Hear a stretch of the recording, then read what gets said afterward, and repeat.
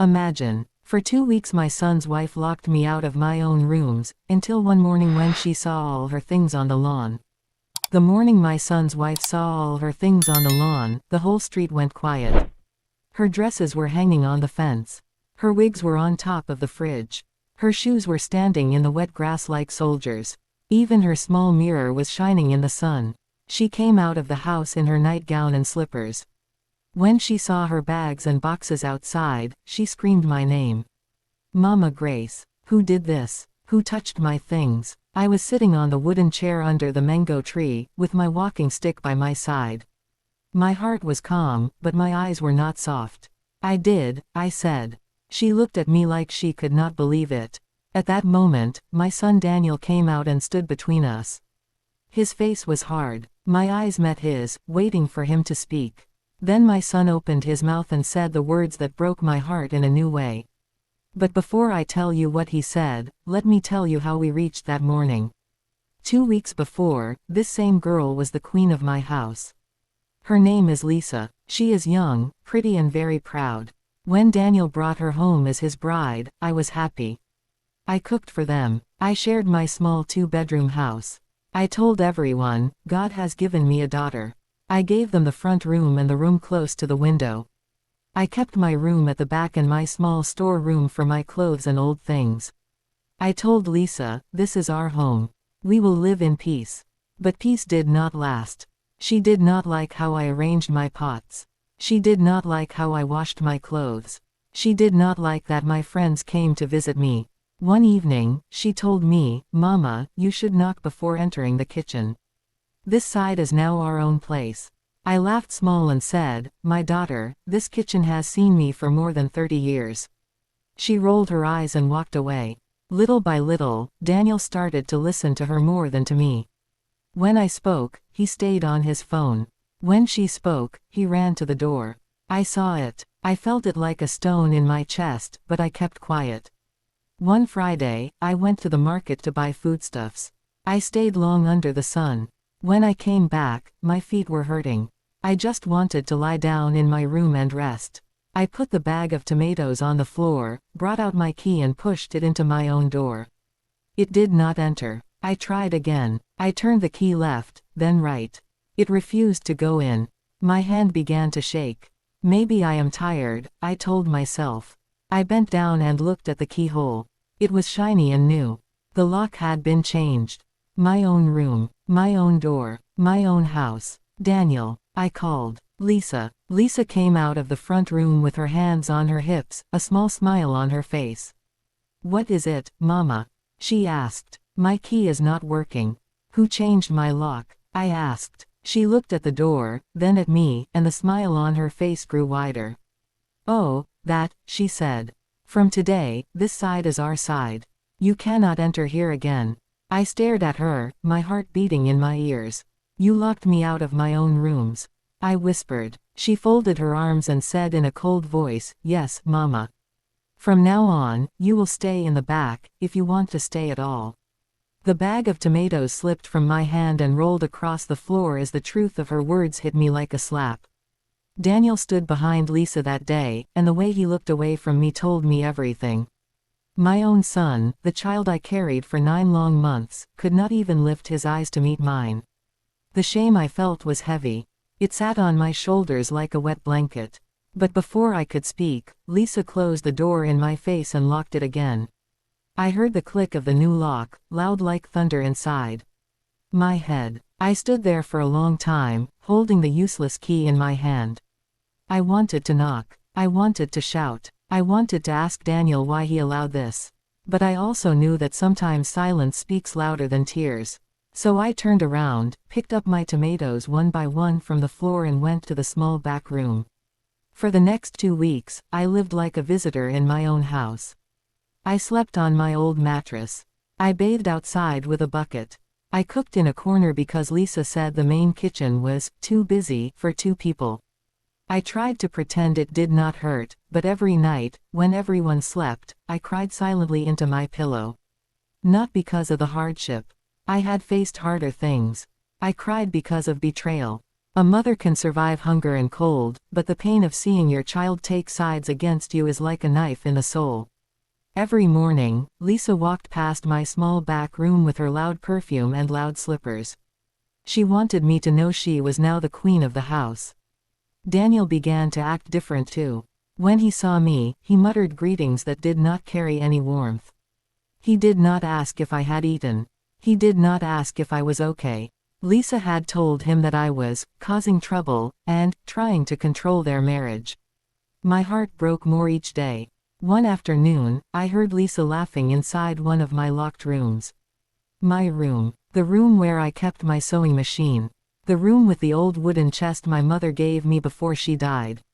The room with my husband's shirts that I refused to throw away. I imagined her hands touching my things and my chest became tight. God, help me, I prayed. Give me wisdom. The days dragged on. My friends asked why I was not coming out much. I lied and said, I am fine. But I was not fine. I felt like a stranger in the home I built with my own sweat. Then came the night of the storm. The sky turned black early. The wind started blowing the zinc roof hard. I came out to close the windows by the corridor. As I reached the corner, I heard Daniel and Lisa laughing in the front room. She can stay there forever, Lisa said. You worry too much, Daniel replied. She needs to learn her place in this house, Lisa added. I felt my heart break in two. My own son, my own blood, the boy I raised with every bone in my body was now discussing how to keep me locked away. That night, I did not sleep. The rain fell heavily. The wind shook the doors. And as the thunder rolled across the sky, something inside me changed. I stopped crying. I stopped shaking. I stopped begging God to make them love me. Instead, I felt something rise inside me. A strength I had forgotten. The strength of a mother. The strength of a woman who had survived too much to be disrespected in her old age. The next morning, I woke up before the sun. I tied my headscarf, put on my rubber slippers and walked to the front of the house. I stood there looking at the rooms that used to be mine. Something inside me whispered, enough. Then an idea came to me. A bold one, a strong one, a dangerous one, and that was when the extreme event of that morning happened. The moment that would shake the whole house. The moment that would make Lisa run outside screaming. The moment that would change everything. It began with a loud sound that made Daniel sit up in fear. The sound was so loud that even the dogs in the next compound began to bark. It was the sound of something heavy hitting the ground. Daniel jumped out of bed. Lisa ran to the window. And I stood outside, calm like the morning air, watching everything unfold. What did I do? I dragged Lisa's biggest suitcase out of the house and dropped it on the lawn with a heavy thud. Boom. That was the noise they heard. By the time Lisa opened the front door, I was all ready. Bringing out another box, she rushed toward me with her eyes big and her mouth wide open. Mama, stop. What are you doing? She shouted. I did not answer. I did not shout back. I did not explain myself. I simply went back inside and dragged out another bag. Then another. Then her shoes. Then her fancy bags. Then her clothes. Item after item, all the things she had proudly placed in my rooms were now sitting in the open morning air like unwanted guests. Daniel came running outside, half-dressed. Mama, what is the meaning of this? He asked. Still, I did not answer. Silence became my strength. I looked at him. I looked at her. Then I pointed at the 2 rooms they had locked for 2 weeks. The doors were now wide open because I had woken up early and demanded the spare key from the carpenter who lived across the street. A long time ago, I had given him a copy. I never imagined I would need it to enter my own home. Lisa's voice started shaking. You cannot throw my things outside like this. You cannot embarrass me. I finally spoke. You locked me out of my own rooms for 2 weeks. Now your things will stay outside until I finish cleaning them. Her mouth fell open like she never expected consequences. Like she believed her pride would carry her forever. Daniel held her shoulder and said, Mama, this is too much. A deep pain filled my chest again. Too much. Was it too much when I slept in the back room with no fan? Was it too much when I cooked outside because his wife said the kitchen was hers? Was it too much when I cried quietly every night because I had become a stranger in my own house? I looked at him and my voice was calm, almost too calm. Daniel, you allowed your wife to lock your mother out of her own rooms. And you are asking me if this is too much. He opened his mouth, but no words came out.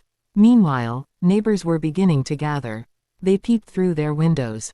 Some came outside holding their wrappers tight. Everyone knew something big had happened. Lisa looked around in shame, her cheeks growing red. She rushed to the pile of her things and tried to pick up her shoes, her bags, anything she could grab. But then something else happened. Something that shocked everyone more than the things on the lawn. Something that shifted the whole story again. While she bent down to gather her clothes, a small old envelope fell from one of her bags. It fluttered in the wind and landed in front of my feet.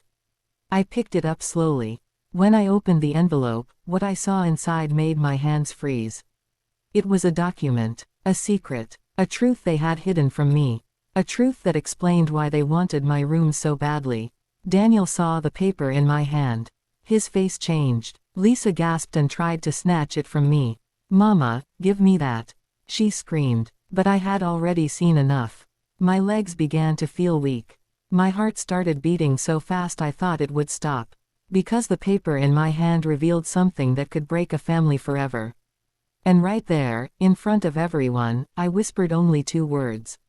"So this." Daniel looked away. Lisa started crying. And the neighbors began to murmur.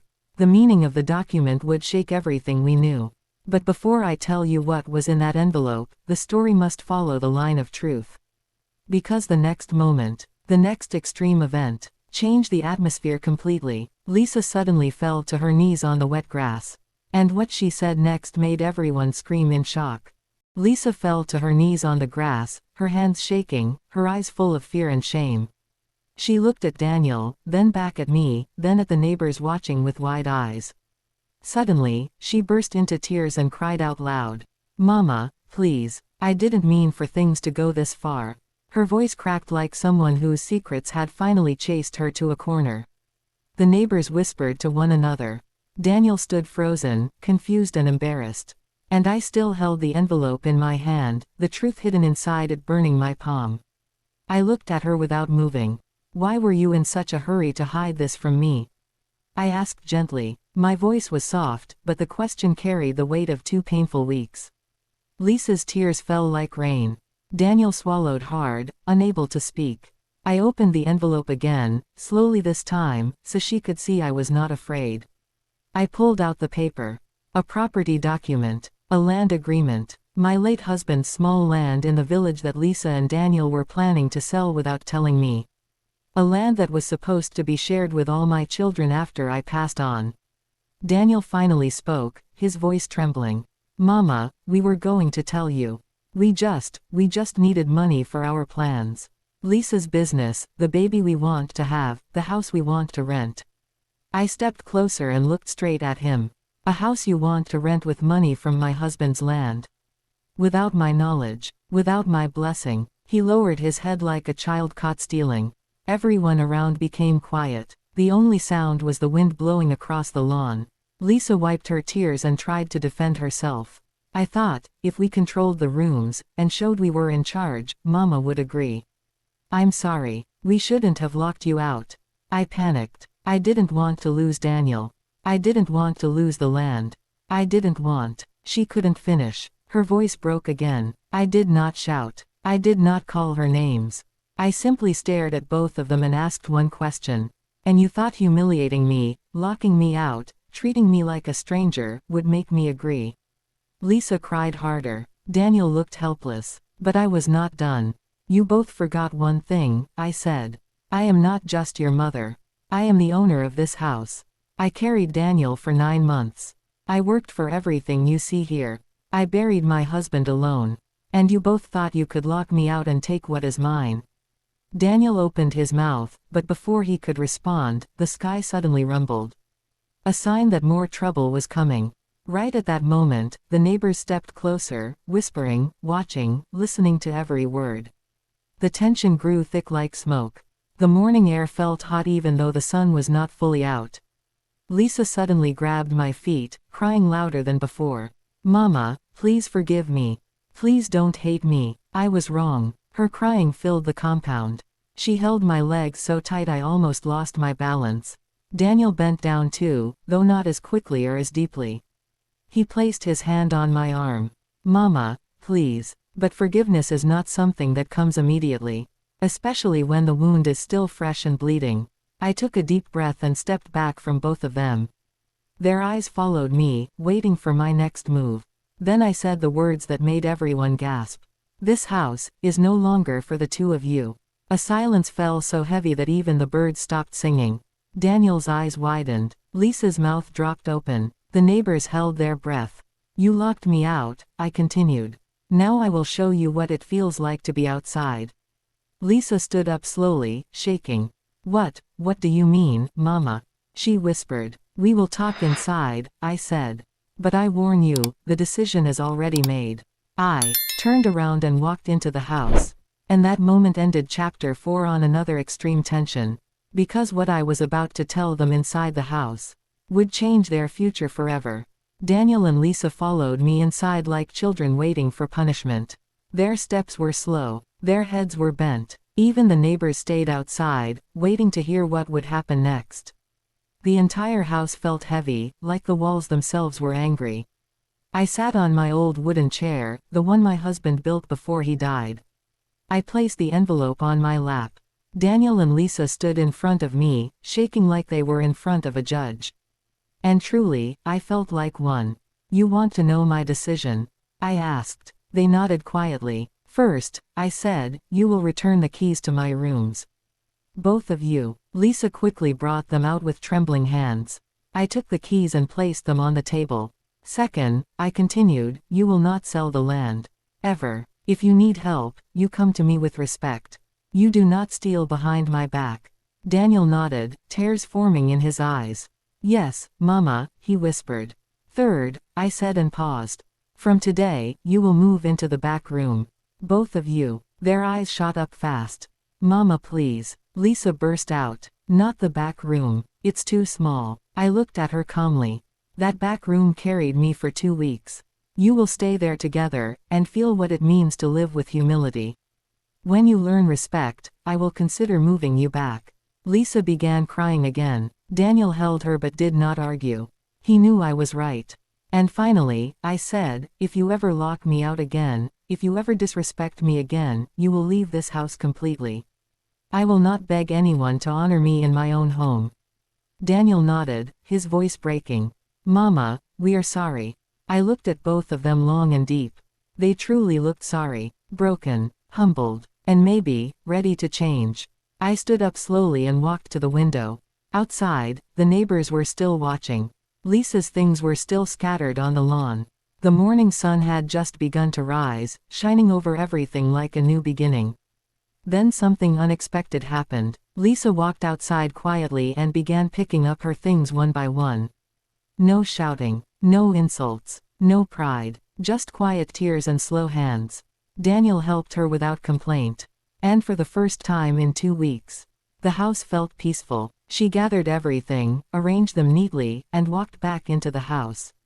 When she saw me at the window, she whispered with a quiet and sincere voice I had never heard from her before.